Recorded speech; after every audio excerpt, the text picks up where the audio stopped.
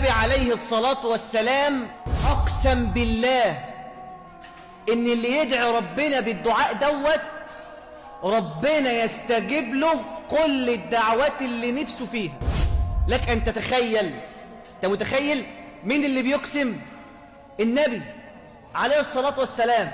إيه هو الدعاء دوت اللي أنا لو دعيت ربنا بيه والنبي محمد أقسم بيه الله عز وجل يستجيب لك جميع الدعوات من رب الأرض والسماوات؟ اسمع بعد ما تصلي على حبيب قلبك محمد صلى الله عليه وسلم. صحابي من صحابة رسول الله يسمى بريدة الأسلمي. الصحابي ده يا جماعة كان قاعد مع النبي صلى الله عليه وسلم، فسمع النبي صلى الله عليه وسلم يتكلم بهذا الدعاء. فشوف النبي هيقول لك ايه بعد ما تصلي عليه صلى الله عليه وسلم. قال النبي صلى الله عليه وسلم: سمعت رجلا من الصحابة. يبقى كده الكلام على صحابي تاني.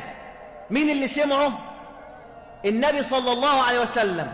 قال النبي: سمعت رجلا يدعو ويقول.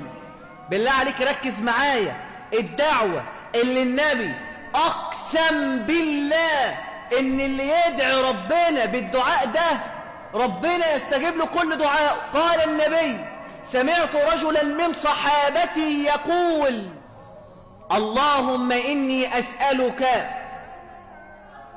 بأني أشهد أنك أنت الله الأحد الصمد الذي لم يلد ولم يولد ولم يكن له كفوا أحد.